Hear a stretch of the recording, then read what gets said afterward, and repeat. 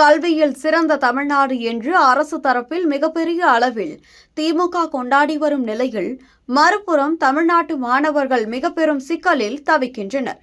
Vijay TV reality ஷோக்களைப் போல உணர்ச்சிகரமான தருணங்கள், வேடிக்கை மேடை நிகழ்ச்சிகள் என பள்ளி மாணவர்களையும் திரை பிரபலங்களையும் பயன்படுத்தி முதலமைச்சருக்கு பாராட்டு மழை பொழியப்பட்டது.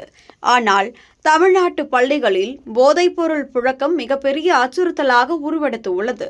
சென்னை புறநகரில் 5250 கஞ்சா சாக்லேட்டுகள் பறிமுதல் செய்யப்பட்டு 11 பேரில் 7 மாணவர்கள் கைது செய்யப்பட்டனர்.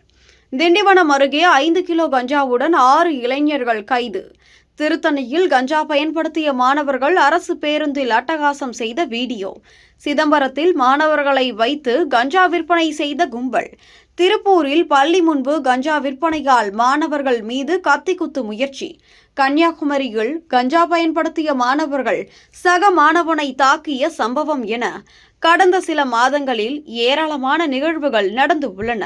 இந்த கஞ்சா புழக்கத்திற்கு திமுக நிர்வாகிகள், உறுப்பினர்கள், பிரதிநிதிகளே காரணம் என மக்கள் குற்றம் சாட்டுகின்றனர். இதனால் தமிழ்நாட்டு பள்ளிகளில் கலாச்சாரம் சீரழிந்து வருகிறது. சில பெற்றோர்களை சமாதானப்படுத்தி பணம் கொடுத்து மேடையேற்றி பாராட்டு விழா நடத்தினாலும் லட்சக்கணக்கான பெற்றோர்கள் இந்த ஆட்சியால் பாதிக்கப்பட்டு உள்ளனர்.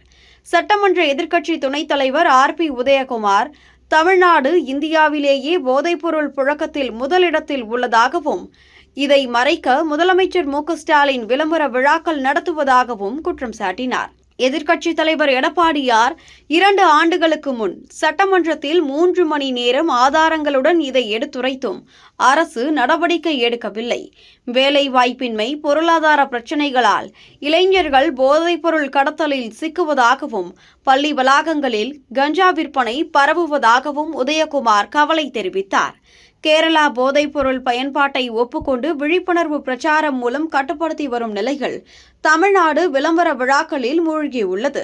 2026 சட்டமன்ற தேர்தலில் மக்கள் இதற்கு பதிலடி கொடுப்பார்கள் என உதயகுமார் எச்சரித்தார். எடப்பாடியார் 160 தொகுதிகளில் மக்களுக்கு நம்பிக்கை ஊட்டி மக்களாட்சியை மீட்க பயணிக்கிறார்.